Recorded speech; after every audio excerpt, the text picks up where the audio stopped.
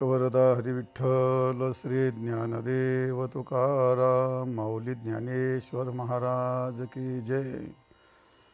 सायास करिशी प्रपंच दिनिशी हरिशी न भजशी कोण्या गुणे. आजच्या चिंतनाला चौथ्या अभंगातील हे तिसरं चरण आहे. या तिसऱ्या चरणामध्ये ज्ञानेश्वर महाराजांनी जीवाचा एक स्वभाव सांगितला आहे. हरीचं भजन न करणं आणि रात्रंदिवस प्रपंच करणं. तर माऊली म्हणतात, सायास करशी प्रपंच दिननिशी. दोन शब्द फार महत्त्वाचे आहेत. सायास करतो आणि दिननिशी करतो.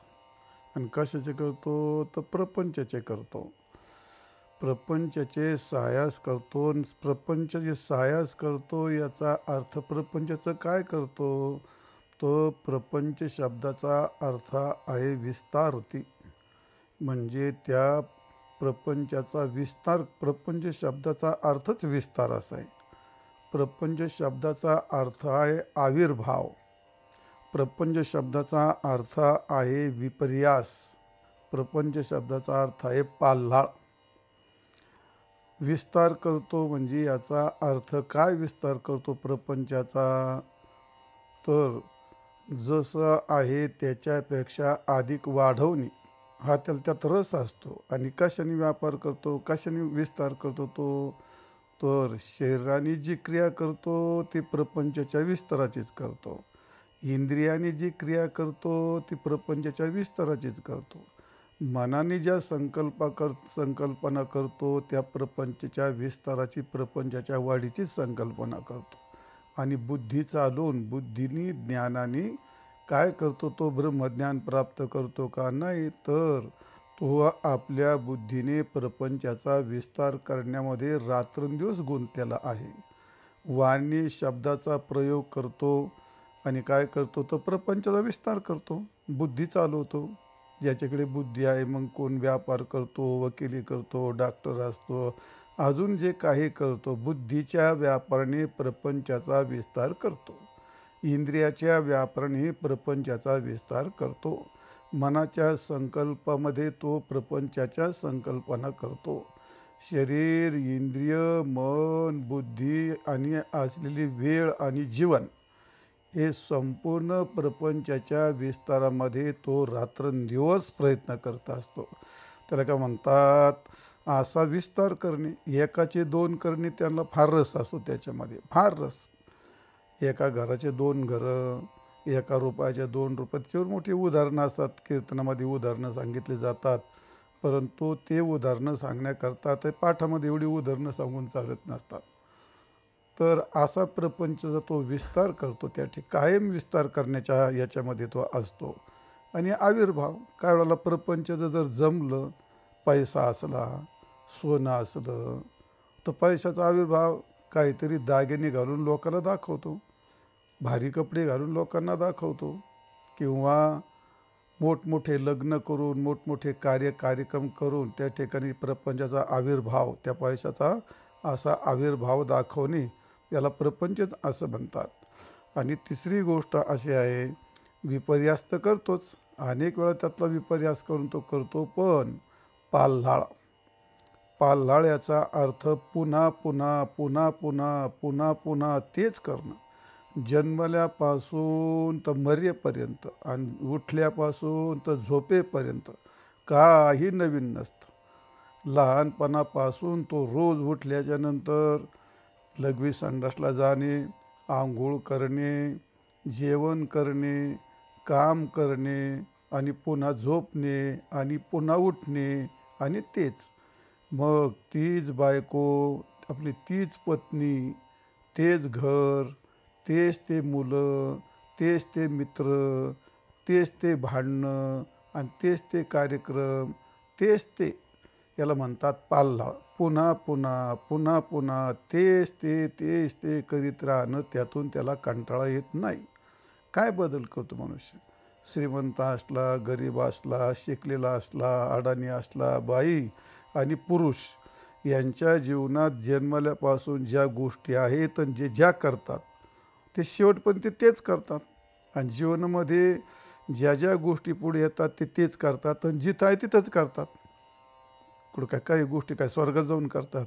मग आहे जिथं राहतात तेच घर असतं, तेच गाव असतं, तिथंच असतं. कुठे गेलं तर गावच असतं, कुठे गेलं तर घरच असतं, कुठे गेलं तर खाणंच राहतं. आणि म्हणजे याचा अर्थ खाणं पिणं राहणं बोलणं बसणं पत्नी मुलं पैसा देणं घेणं तेच तेच तेच तेच याला म्हणतात प्रपंचन पाल्ला. पुन्हा तेच तेच करणं. आणि ते कसं करतो तो? रात्रंदिवस करतो. असं आहे. नुसतं करीत नाही तो तर अति प्रयत्नाने करतो. सायास करण्याचा अर्थ काय आहे? आटोकाटीने प्रयत्न करणे. म्हणजे 100% शरीराची शक्ती वापरायची, 100% इंद्रियाची शक्ती वापरायची, 100% बुद्धीची शक्ती वापरायची. त्याला काय म्हणतात? सायास करणे, प्रयास करणे, यत्न करणे, प्रयत्न करणे. असे तो प्रयत्न करतो. करतो तर काय करतो तो? रात्री करतो आणि दिवसाही करतो. रात्री काय करतो? अनेक लोक आहेत रात्री ड्युट्या करणार आहेत. आणि शेतकरी असतील अनेक लोक आहेत रात्री दारे धरतात. प्रपंचाचे शेतीचे अनेक कामं रात्री पण करावे लागतात आणि दिवसा पण करावे लागतात. व्यापारी आहेत रात्रभर प्रवास करतात, सकाळी गेलो त्या गावामध्ये व्यापार करतात. प्रत्येकाची गोष्ट आहे.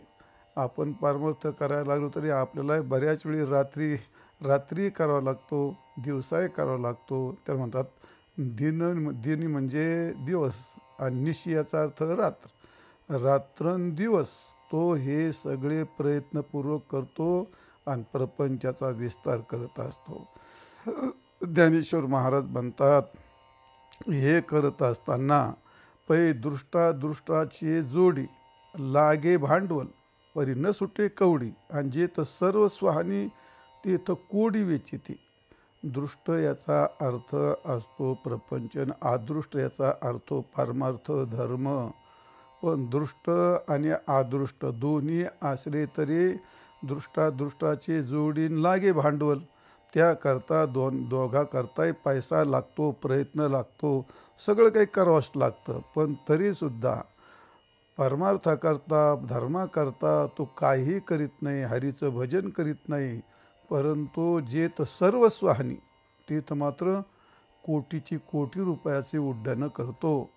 व्यापारामध्ये आपण पाहतो तर राजकारणाची गोष्ट असली, व्यापाराची गोष्ट असली, प्रपंचाची गोष्ट असली तर याच्यामध्ये कोटीची कोटी खर्च करतात. पण काय? सर्वस्व हानी. 1,00,000चा टी व्ही आणतो, टी व्ही पाहतो. पुढे काय? ते वेळही गेली, बुद्धी गेली, संस्कारही गेले, सगळ्याची हानीच झाली. पण ते कोटी वेचितो का तिथं? जे तर सर्वस्व हानी तिथं कोडी वेचिते का? ज्ञानेश्वर महाराज म्हणतात. असे हे प्रपंचाचे प्रयत्न असतात त्यांचे. आणि म्हणून प्रपंच करत असताना या ठिकाणी माणसांना मग काही न्यायाच्या गोष्टी करतो. न्याय घडत असेल त्यातूनही प्रपंचाचा विस्तार करतो. काही वेळेला अन्याय करतो, अन्याय करून काय करतो तर प्रपंचाचाच विस्तार करतो. काही न्याय गोष्टी असतात शास्त्रयुक्त असल्या तरी शास्त्रयुक्तही करतो, शास्त्रयुक्त करतो. पण त्यातून त्याच्या डोक्यात प्रपंचाचाच विस्तार करायचा असतो. आणि कोणावरती अन्याय करतो आणि अन्याय करूनही काय करतो तर ते प्रपंचाचाच विस्तार करत असतो तो. त्याच्यापेक्षा त्याला वेगळं काय नसतं. ते म्हणजे न्याय गोष्टीसुद्धा नीतीची गोष्टसुद्धा काय करायची? वापर करायचा आणि प्रपंचाचा विस्तार करायचा, आविर्भाव दाखवायचा. अन्याय करायचा एखाद्या पशु पक्षी गरीब मनुष्य कोणी असेल, अज्ञानी असेल बिचारा, बऱ्याच लोकांवरती अन्याय करूनही आपल्या प्रपंचाचा विस्तार करतात माणसं. असं आहे. काही वेळेला मग सत्य करतात, पण सत्य असेल तरी त्यातही त्याच्या डोक्यात प्रपंचाचाच विस्तार असतो. आणि असत्य करून असत्य करून काय करायचं? एवढे प्रयत्न करून तर प्रपंचाचा विस्तार करायचा. म्हणजे त्याला विस्तार करणं हे महत्त्वाचं असतं. त्या करण्यामधलं सत्य आहे की असत्य आहे याचा विचार नाही. हे न्याय आहे की अन्याय आहे याचा पण विचार नाही. म्हणजे याचा अर्थ प्रपंचाच्या विस्तारात पाप झालं तरी चालेल. पाप करून सुद्धा काय करायचं? प्रपंचाचा विस्तारच करायचा, प्रयत्नच करायचा. आणि पुण्य होत असेल तर पुण्य करता करता सुद्धा मंदिरात जातो, वारी करतो, तीर्थयात्रा करतो, अजून उपवास करतो, पुण्य करतो, पण करतो काय करतो? प्रपंचाचा विस्तार. मला देवाला मागतो, मी हे व्रत करतो, मला माझं लग्न होऊ दे, मुलगा होऊ दे, पैसा मिळू दे, नोकरी मिळू दे. याचा अर्थ पुण्याला साधन बनवतो आणि प्रपंचाचाच विस्तार करतो. पापालाही कधी कधी साधन बनवतो आणि प्रपंचाचाच विस्तार करतो. म्हणजे याचा अर्थ प्रपंच विस्तारात तो पाप किंवा पुण्याचा विचार करत नाही, सत्य आणि असत्याचाही विचार करत नाही. बऱ्याच वेळा सुख भोगताही तो प्रपंचाचाच विस्तार करण्याचा विचार करतो. आणि बऱ्याच वेळा खूप दुःख भोगत असताना सुद्धा काही लोकांच्या प्रपंचात खूप मोठी हानी असते, फार त्रास असतो त्यांना प्रपंचाचा. या गावाहून त्या गावाला जायचं, त्या घोड्या गाडवून प्रपंच ठेवायचा, कोंबड्या बकरे अजून काही ते असे पालवर ह्या गावातून त्या गावाला जाणारे. मग त्यांना काय सुविधा असतात? काय नसतं त्यांना. संडास बाथरूम असतं का, काटगादी असते का, काय नसतं. ते एवढे दुःख भोगतात पण प्रपंच सोडित नाहीत. एवढे दुःख भोगतात पण प्रपंच सोडित नाहीत. तर तेही काय करतात, एक पाल असेल तर 2 पाल झाले पाहिजे, एक गाढव असलं तर 2 गाढव झाले पाहिजे. याचा विस्तारच का त्यांना करायचे, ते विस्तारच करायचे ते. आणि म्हणून हे करत असताना प्रत्येक मनामध्ये कोणी मनुष्य झाला तर प्रपंचाचा विस्तार म्हणजे वाढावे संतान आणि गृहे व्हावे धन धान्य, हे आहे त्या प्रपंचाच्या विस्ताराचं स्वरूप. मुलं झाले पाहिजे, लग्न झालं पाहिजे, मुलं झालं पाहिजेत, धन मिळालं पाहिजे, धान्य मिळालं पाहिजे, समृद्धी झाली पाहिजे. मग ल्यावे खावे बरवे असावे सदैव, आणि हीच धरी हाव संसारी. हे काय प्रपंचाचं स्वरूप आहे. आणि हे करत असताना मग त्या ज्या गोष्टी ज्या उपयोगात पडतात, ज्ञानेश्वर महाराजांनी 7व्या अध्यायामध्ये असं म्हणलं, येर बहुत जोडती कीर्ती, आणि जयांचे भजने भोगासाठी ते आशा तिमिर दृष्टी विषयांध झाले. ही म्हणजे पाप पुण्य करत पुण्य करत असताना सुद्धा हेर बहुत जोडती कीर्ती, आणि जयांचे भजने भोगासाठी म्हणजे सत्य असेल पुण्य असेल, हे करता करता सुद्धा तो प्रपंचाचा विस्तारच करतो. आणि म्हणून तात्पर्य काय सांगायचं या ठिकाणी, तर प्रपंचाच्या विस्ताराकरता तो आटोकाट सायास करतो, म्हणजे प्रयत्न करतो. आणि कसं करतो तर रात्र आणि दिवस करतो. प्रपंचाच्या प्रवृत्तीमध्ये, प्रवृत्ती याचा अर्थ प्रयत्न, त्या प्रयत्नाचे 3 प्रकार असतात. प्रयत्नात त्या कोशामध्ये 3 प्रकार सांगितलेत. एक सांगितली प्रवृत्ती, आणि एक सांगितली निवृत्ती, आणि दुसरं सांगितलं जीवन योनी म्हणजे जीवन कारण. म्हणजे जे इष्ट असतं त्या इष्टतेला साधन समजून त्यात पुढे प्रवृत्तीच करीत जाणं, हे प्रवृत्तीचे प्रयत्न असतात. आणि जे अनिष्ट वाटतं त्या अनिष्टापासून निवृत्तीचे प्रयत्न करायचे. पण त्याच्या प्रयत्नाच्या प्रवृत्तीत काय असतं, प्रपंचाचा विस्तार. आणि त्याच्या निवृत्तीचा प्रयत्नात काय असतो, प्रपंचाचा विस्तार. आणि काय करतो तो, हे प्रयत्न रात्रंदिवस करतो. प्रवृत्ती कधी निवृत्ती. आणि जीवन योनी, तर जीवन योनी कशा करता असतं, जीवन योनी ती अतिंद्रिय असते. थोडक्यात आपण श्वास घेतो, खाणं पिणं, आपल्या शरीराचं रक्षण करतो, जीवनाला ज्या गोष्टी लागतात त्याला जीवन कारण असं म्हणतात. मग जीवन कारणाचे पण काय करतो, तो प्रयत्न करतो. मग जीवन जगण्याकरता सगळ्या सुविधा उभ्या करतो, आणि त्यातूनही काय करतो, प्रपंचाचा विस्तारच करतो. असं हे प्रपंचाचं स्वरूप आहे. म्हणून ज्ञानेश्वर महाराज म्हणतात, सायास करसी आणि प्रपंच दिननिसी, रात्रंदिवस सायास करतो आणि त्या प्रपंचाचा विस्तार करतो, आविर्भाव करतो, कधी विपर्यास करतो, कधी त्याचा पालनाळ करतो, आणि अगदी काया वाचा मनाने त्याचा विस्तार करत असतो. आणि मग इतकं दुःख होतं तरीसुद्धा मानवी मानवी जीवनात मानवी मन असं त्या प्रपंचाकरता भोगाकरता अत्यंत लाचार असतं महाराज.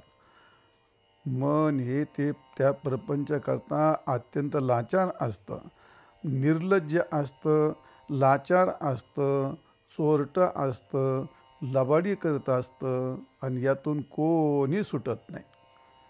किती ब्रह्मज्ञानाच्या गोष्टी गप्पा मारल्या तरीसुद्धा म्हणजे अत्यंत निर्लज्ज, भोगण्याकरता प्रपंच करण्याकरता तो त्याची लाज सोडतो, काय म्हणतो आपण त्याला, त्याची प्रतिष्ठा सोडतो, त्याचा श्रेष्ठपणा सोडतो आणि काहीही कोणाला काही मागणं, कोणाला काही करणं असेल ते आता कोणाचं आपल्याला व्यक्तिगत काही म्हणता येत नाही, पण आपण आपलं पाहत आपली गोष्ट आपल्याला बऱ्याच वेळी गोष्ट नको वाटते, पण एखाद्याला काही गोष्टी मागतो आपण, काही गोष्टी मागतो आपण, मागू नये. संतांनी प्रतिबंध केला तरीसुद्धा त्या गोष्टी आपण मागतो, निर्लज्ज होतो आपण. अशा टायमाला बऱ्याच वेळा आपण काय होतो, ते लाचार पण होतो. म्हणजे माणसाचं मन असं आहे, हे माणसाचं मन त्या प्रपंचाकरता त्या व्यक्तीला निर्लज्ज बनवतं, त्याला लाचार बनवतं, त्याप्रमाणे त्याला चोरटं बनवतं. सगळं चोरून ऐकतो, चोरून पाहतो, चोरून बोलतो, असं करतो का नाही ते. मग हे मन त्याला ते करायला लावतं आणि ते चोरून चोरून पाहतो, चोरून चोरून बोलतो, बरेच व्यवहार चोरून करतो, कोणाला कळू द्यायचे नाही. कारण जर कोणाला कळालं तर तो व्यवहार आपला नासून जाईल, म्हणून अनेक व्यवहार चोरून करायचे, अनेक बोलणं चोरून बोलायचं, चोरून ऐकायचं, चोरून पाहायचं. काय याच्यातून काय करायचं, काय नाही. त्या प्रपंचाकरताच सगळं केलं जातं. ते असं आहे. ते बऱ्याच वेळा खोटं पण करतो ना तो ते असं. हे माणसाचं मन हे त्याला करायला येत असतं. मुद्दा प्रपंचाची गोष्ट एवढी अशी असली तरीसुद्धा मनुष्य प्रयत्न करतात. प्रयत्न करणं हा निसर्ग स्वभाव आहे, गोष्ट खरी आहे. पण जी गोष्ट निष्फल आहे असं समजूनसुद्धा त्याच्यात प्रयत्न करणं ही गोष्ट मात्र फार चुकीची आहे. प्रपंचाच्या बाबतीमध्ये आपल्याला जर चिंतन केलं, प्रत्येकजण प्रपंचाचा विस्तार करतो, त्या प्रपंचाची निष्फलता त्याला 100% माहिती. हा प्रपंच निष्फल आहे असा, त्या प्रपंचामध्ये असत्यता आहे हे त्याला 100% माहिती, तरी तो करतो. या प्रपंचात अनित्यता आहे हे त्यांना चांगलं माहिती आहे, तरी तो करतो. आणि या प्रपंचाची फक्त मानसिकता आहे, म्हणजे या प्रपंचाची निष्फलता त्याला माहीत आहे, त्याला अनित्यता पण असत्यता पण माहीत आहे, त्याला अनित्यता पण माहीत आहे आणि ती मानसिकताच आहे, दुसरं काही नाही हे पण त्याला माहिती आहे. तरीसुद्धा रात्रंदिवस प्रयत्न करतो, हरीचं भजन करत नाही. प्रपंचाची निष्फलता कोणाला माहीत नाही, सगळ्याला माहिती आहे, सर्वांना माहीत आहे. काय खरं नाही म्हणतात रावे, काय एक दिवस करायचं आणि फुसकून मारायचं, आणि काय खरं आहे असे खेड्यातले लोक म्हणतात. एक दिवस करायचं आणि फुसकून मारायचं. जे पोथी पुराण सांगतात, ऐकतात, कीर्तन प्रवचन करतात, ते तर खूप मोठ्या थाटन सांगतो आपणच सांगणारे आहेत, आपणच ऐकणारे आहेत.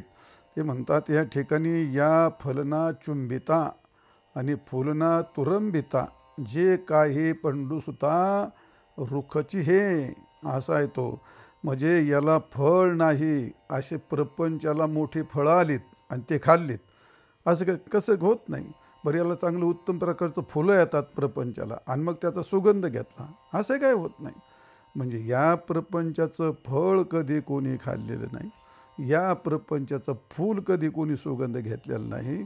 म्हणून या फळना चुंबिता आणि फुलना तुरंबिता, जे काही पंडुसुता ते रुखची हे, असा प्रपंच आहे. 15व्या अध्यायामध्ये त्याचं भरपूर वर्णन केलं आहे. नरूपमस्येह तथोपलुभ्यते नांतो न चादीर न च संप्रतिष्ठा, वर्णन केले का नाही. न रूपम इह, अरे याला कोणते रूप नाही. न अंतहा, याला शेवटही नाही. न अंतहा, नांतहा हे का, नांतो न चादी आधी, याला आधी आरंभही नाही, याला शेवटही नाही, आणि मध्यंतरी नच संप्रतिष्ठा, हे जे दिसतंय मोठं डौलानी, याला काही स्थान नाही. प्रत्यक्ष दिसतं यालाही काही अर्थ नाही, याला काही आरंभही नाही, याला कधी शेवटही नाही, याला काही फलही नाही, याला काही फळही नाही, काही नाही असं निष्फळ असतं तरीसुद्धा तो रात्रंदिवस प्रयत्न करतो. आणि कोण करतो? ज्याला हे कळतं याच्यात काही नाही. हे तर सगळ्याला कळतं, अरे आयुष्यभर केलं प्रपंच, पुढे काय नाही, निष्फलता त्याच्या गोष्ट लक्षात येते. नामदेव महाराजांसुद्धा असं म्हटलेलं आहे की नाही, तैसा हा संसार पाहता पाहता, आणि पुढे काय, अंतकाळी हाता काही नाही, याचा अर्थ त्याला कोणत्या प्रकारचं फळ नाही. अंत काहीच नाही तर त्याला काही नाही, म्हणजे याचा अर्थ प्रपंचाला फल नाही, फूल नाही, काहीच नाही. म्हणजे आता काही नाही, अंतकाळी हाता काही नाही, म्हणजे त्याला कोणत्या प्रकारचं फल नाही, प्रयोजन नाही, असंच म्हणायचं नाही. काही नामदेव महाराजांनी दुसऱ्या एका अभंगात म्हणले, अरे मना तू शोक करीशी किती, आणि हे तो वायाची धनसंपत्ती, आयुष्य भविष्य नाही तुझे हाती, आणि हे अवघे अंती जाय जनी. यात काय सांगलं? सगळी निष्फलता सांगितली. आयुष्य आपल्या हात नाही, भविष्य आपल्या हातात नाही, धन संपत्ती हे सगळं वाया जाणार आहे. अरे मन तू शोक करशी किती, आयुष्य भविष्य नाही तुझ्या हाती, हे अवघे अंती जाय झनी. म्हणजे धन संपत्ती हे सर्व क्षणाला जात असतं, असं माहिती असून, पाहत असून सुद्धा त्या प्रपंचाला निष्फलतेची जाणीव असून सुद्धा माऊली म्हणतात, सायास करशी आणि प्रपंच दिननिशी.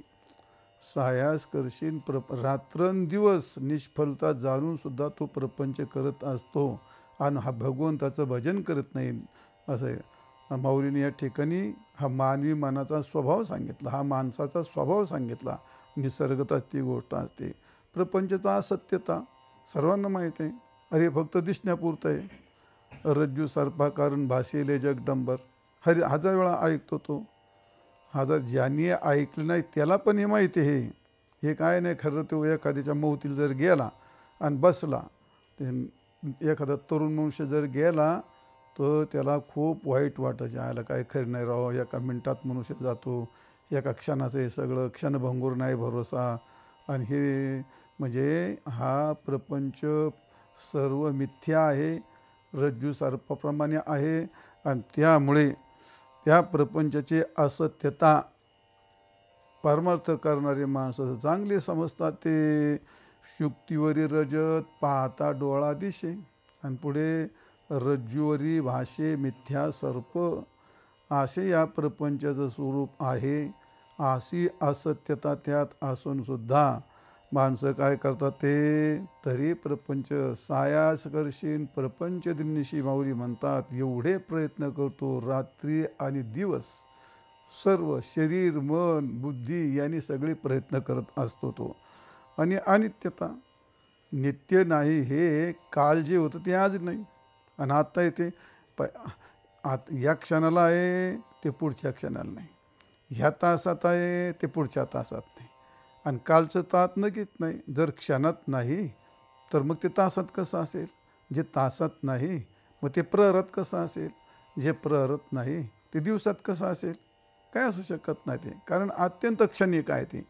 म्हणजे या ठिकाणी जळी बुडबुडे देखता देखता, आणि क्षण न लागता दिसेना ती, पाण्याच्या बुडबुड्याप्रमाणेच असतं हे. म्हणजे त्या प्रपंचात अत्यंत काय आहे? क्षणभंगुरता आहे. आणि म्हणून क्षणभंगूर नाही भरोसा, व्हारे सावध तोडा माया आशा, काही नचले मग गळा पडेल फासा, आणि पुढे हुशार थोर आहे ओळसा, भयंकर मोठा भावरा आहे. म्हणजे याचा अर्थ प्रपंच अनित्य आहे हे त्याला माहिती असूनही तो प्रयत्न करीतच राहतो. म्हणजे रात्रंदिवस प्रयत्न करतो. प्रपंचाची निष्फलता त्याला माहीत आहे, प्रपंचाची असत्यता त्याला माहीत आहे, प्रपंचाची अनित्यता त्याला माहीत आहे, आणि प्रपंचाची मानसिकताही त्याला माहीत आहे. मानसिकता अशी म्हणजे काय? सर्व गोष्टी मनाच्या कल्पनेने उभे केलेल्या असतात. वास्तविक विचार करून पाहायला आपण खूप पैसा मिळवला पैसा, तर तो पैसा माझा आहे याला काही पुरावा आहे का? असं काही पुरावा नाही, असं काही लेखी नाही. पण त्यांनी मनाने ठरवलं की हा पैसा माझा आहे, कारण त्याच्या खिशात आलाय तो. अरे पण तुझा आहे तर मग उद्या सकाळी सोडून काय गेला तू मनाने ठरवतो हे घर माझं आहे. हे घर जर तुझं असतं तर एक दिवस तुझ्या समोर तुझ्या अंगावर पडतं किंवा तू या घराला सोडून जातो. मग हे घर माझं आहे हे नुसतं मनानेच त्याने उभं केलं आहे का वस्तू ती तशी आहे? मानसिकता ती गोष्ट ती. ही माझी बायको आहे, माझी पत्नी आहे, ही यांनी जर म्हटलं तुझी आहे तर मग ती तुला सोडून गेली कशी काय? बऱ्याच वेळा आता अलीकडं तर सगळ्या बायका पळून जास्तीत जास्त पळूनच जातात. मग ते का होतं तसं? कोर्टात जाऊन विरोधात जाऊन उभी राहते ती. मग ह्याचं का होतं? पण यांनी मनानेच ठरवलेलं असतं, अरे ती ईश्वर सृष्टीतली एक स्त्री असते, तुझी बायको म्हणून ती तू मनाने उभी केलेली असते. ईश्वर सृष्टीत एक मुलगा जन्माला आला असतो, तो एक व्यक्ती असतो, पण तुझ्या मनाने तू त्याला माझा मुलगा म्हणतो आणि तोच मुलगा एक दिवस घराच्या बाहेर काढतो किंवा त्याला चांगल्यापैकी प्रसाद देतो.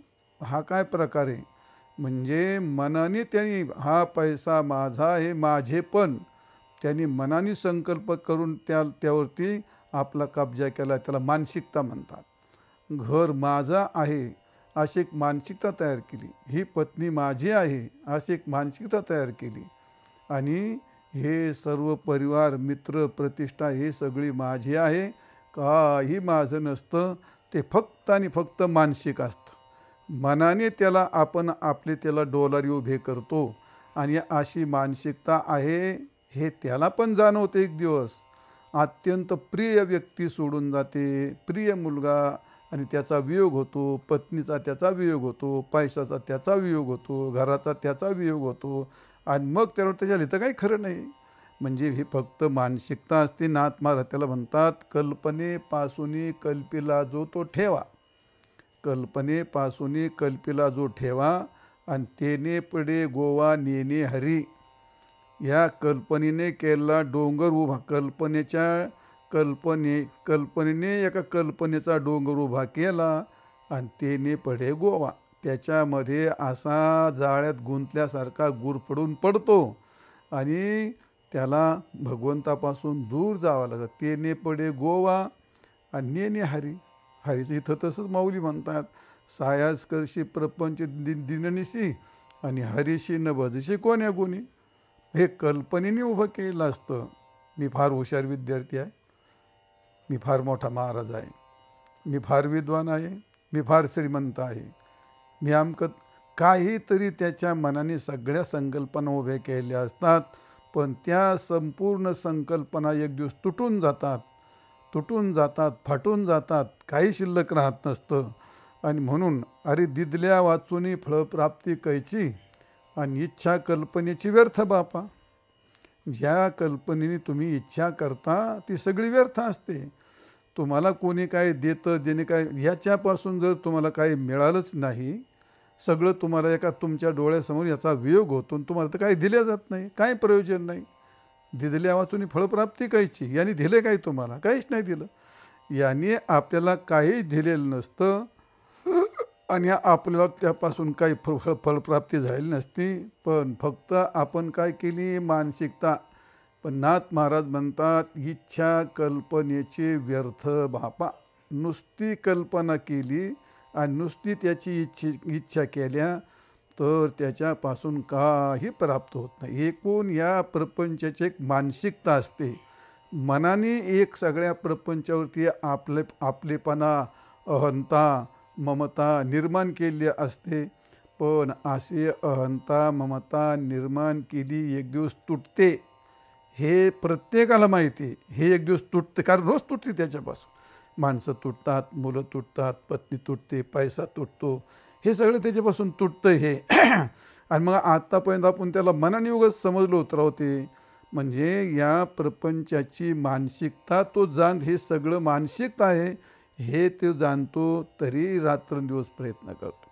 हा प्रपंच अनित्य आहे असंही तो जाणतो, अनुभवतो, तरी तो प्रपंचाचे प्रयत्न करतो. हा प्रपंच असत्य आहे असंही तो जाणतो, तरी रात्रंदिवस प्रपंचाच्या विस्ताराचे प्रयत्न करतो. आणि प्रपंच निष्फल आहे असंही तो जाणतो, तरी त्या प्रपंचाचे रात्रंदिवस सायास करसी आणि प्रपंच दिननिशी. दिन म्हणजे दिवस आणि निशी म्हणजे रात्र. आणि त्या प्रपंचाचे प्रयत्न करतो याचा अर्थ सर्वांगाने 100% वापर करून प्रयत्न करून त्याचा विस्तार करतो. याला काय म्हणतात, हे मानवी मनाचा स्वभाव. प्रत्येक व्यक्ती याच पद्धतीने वर्तन करते ते. आणि म्हणून माऊली म्हणतात, अरे बाबा हरीचं भजन कर, हरीचं भजन कर. आणि म्हणून असं येते, तर सायास करशी प्रपंच दिनेशी हरीशी न भजशी कोण्या गुन्हे. उरलेला विषय आपण पुढच्या पाठामध्ये घेऊ. पुंडलिक वरदे हरी विठ्ठल श्री ज्ञानदेव तुकाराम माऊली.